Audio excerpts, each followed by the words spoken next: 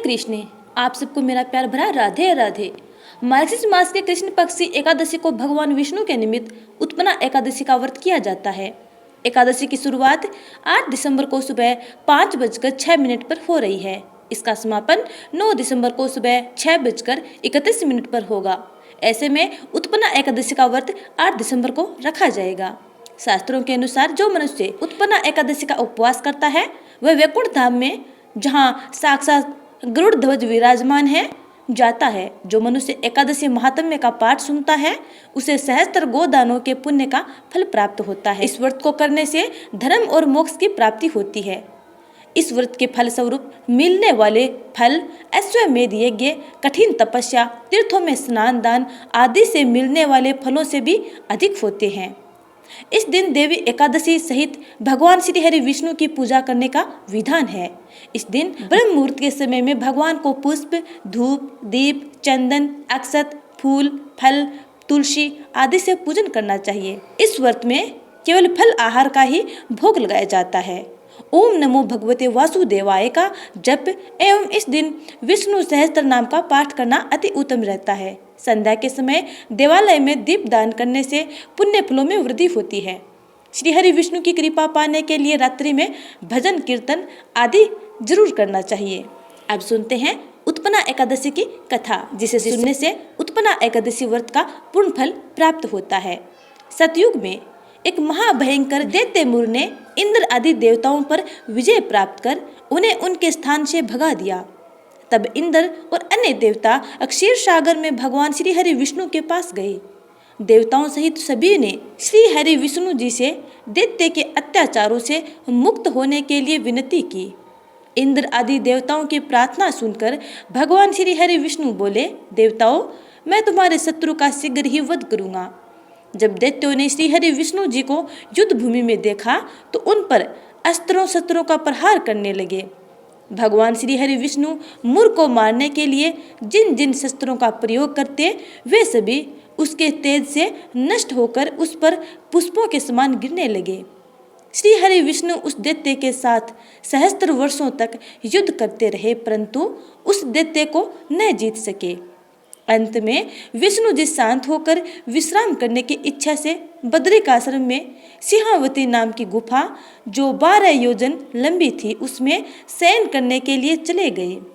दैत्य भी उस गुफा में चला गया कि आज मैं श्री हरि विष्णु को मारकर अपने सभी शत्रुओं पर विजय प्राप्त कर लूंगा। उस समय गुफा में एक अत्यंत सुंदर कन्या उत्पन्न हुई और दैत्य के सामने आकर युद्ध करने लगी। दोनों में देर तक युद्ध हुआ और उस कन्या ने राक्षस को धक्का मारकर मूर्छित कर दिया और उठने पर उस दैत्य का सिर काट दिया।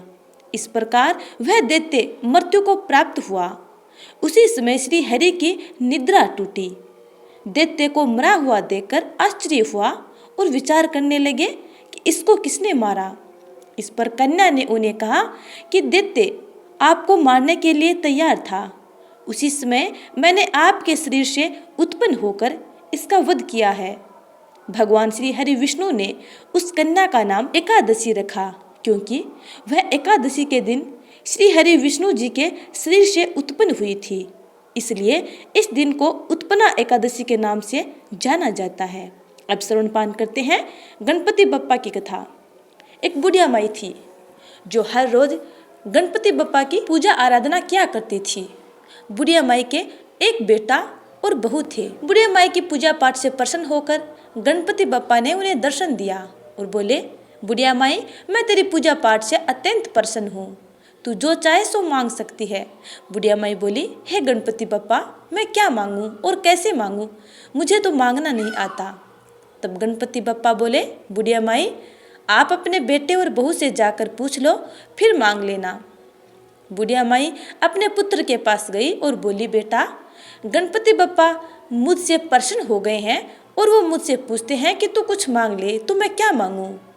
तब बेटे ने कहा, माँ, तू धन मांग ले। उसके बाद बुढ़िया माई अपने बहू के पास गई और बोली, बहू, गणपति बप्पा मुझसे पूछ रहे हैं कि तू कुछ मांग ले, तो मैं क्या मांगूं। तब बहू ने कहा, माँ जी, नाती और पोते मांग लो। तब बुढ़िया माई ने सोचा कि ये दोनों तो अपने मतलब की मांग रहे हैं, मुझे अपनी पड़ोसिनों से जाकर पूछना चाहिए। फिर बुढ़िया माई अपनी पड़ोसिनों से जाकर पूछती है तो पड़ोसिनों ने कहा कि बुढ़िया माई, तू क्यों धन मांगे, क्यों नाती और पोते मांगे, तू तो कुछ दिन ही जिएगी, इसलिए आंखों की रोशनी मांग ले, जिससे तेरी बची हुई जिंदगी आराम से कट जाएगी। उसके बाद बुढ़िया माई फिर अपने घर आई और दूसरे दिन गणपति बप्पा की पूजा आराधना करने लगी। उसकी पूजा से प्रसन्न होकर फिर गणपति बप्पा प्रकट हुए और बोले, बोल बुढ़िया माई, तू क्या मांगना चाहती है। तब बुढ़िया माई ने कहा, हे गणपति बप्पा, मुझे 84 करोड़ का महल दे, उसमें सोने के खंबे हो, सोने के कटोरे में दूध पीते हुए नाती और पोते दो, अमर सुहाग दो, कंचन जैसी काया दो, संपूर्ण परिवार का सुख दो और अंत में मोक्ष दो। तब गणपति बप्पा बोले, बुढ़िया माई, तूने तो मुझे ठग लिया, किंतु तूने जो कुछ मांगा है सब कुछ वैसा ही मिलेगा। यह कहकर गणपति बप्पा अंतर्धान हो गए। बुढ़िया माई ने जब अपनी आंखें खोली तो देखा कि जो कुछ बुढ़िया माई ने मांगा था सब कुछ बुढ़िया माई को वैसा ही मिला। हे गणपति बप्पा, जैसे आपने उस बुढ़िया माई की मन इच्छा पूर्ण की, वैसे ही अपने सब भक्तों की मन इच्छा पूर्ण करना। तो प्यारे स्नेहीजनों, ये थी उत्पन्ना एकादशी की कथा, गणपति बप्पा की कथा। उम्मीद करती हूँ कि आपको ये वीडियो अच्छा लगा है। यदि अच्छा लगा है तो लाइक कमेंट कर देना और चैनल को सब्सक्राइब कर बेल आइकन को जरूर दबा लीजिएगा, ताकि आगे आने वाली वीडियो के नोटिफिकेशन आप तक टाइम पर पहुँचते रहें। अगले वीडियो का इंतजार करना। तब तक के लिए जय श्री राधे।